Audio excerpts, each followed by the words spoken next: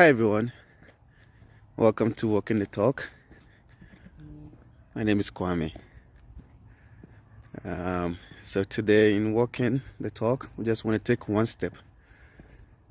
The topic for today is compliment over criticism, or compliment before criticism. So how would you feel if you work for somebody and then you realize that you really messed up, and then you expect this person to roast you or criticize you in a bad way, and then you go to the office or they call you in and you realize they're being really nice, but they're still talking about what you messed up on? How would you feel? Now this is a tip, a cheat sheet for everyone. If you're able to get into a position where you have to criticize someone, or if someone brings maybe a project or anything to you to criticize them, what you should do, remember this: CBC. So you compliment them before you criticize. So if, let's say, it's a paper that you have to go through, they write an essay and they want you to look at it and tell them what is good about it or what is wrong. Like, what do you see wrong with it?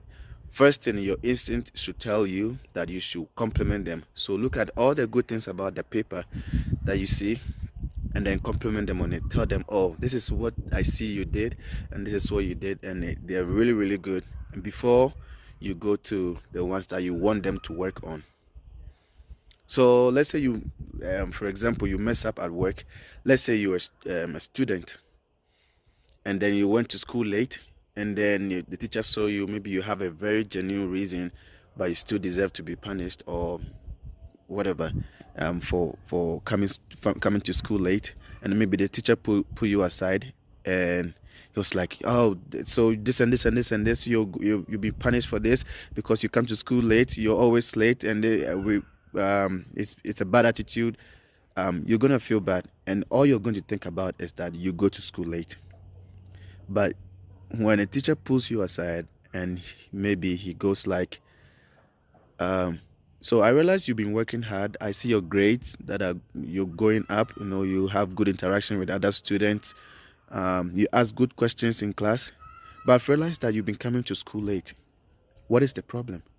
Or if the teacher doesn't want to care about the problem at all, I mean, it's not his or her problem, you can go like, next time try to come early. And then maybe you can sandwich the compliment. So you can start with the compliment before, nail them in the middle, and then add a compliment at the end.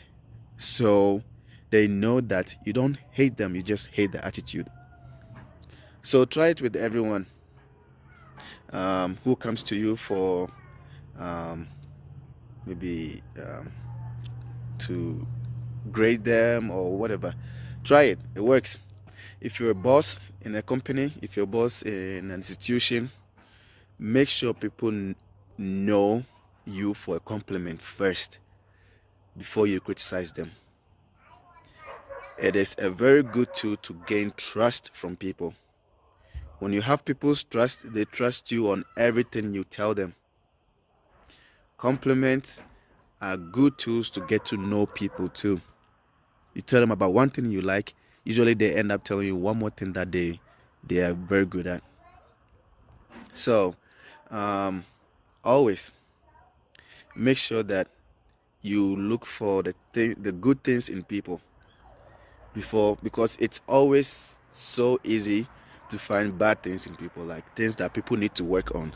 As soon as you see someone, the first thing you want to see, or you like initially, it's like you instinctively you see is the fault, the way they walk, the way they dress, whatever that you don't like, and it's ingrained in us, things that you want them to work on. But if you're working with someone and then you give them compliment a lot, it turns out that they learn from you, they tend to trust you. So compliment before criticism.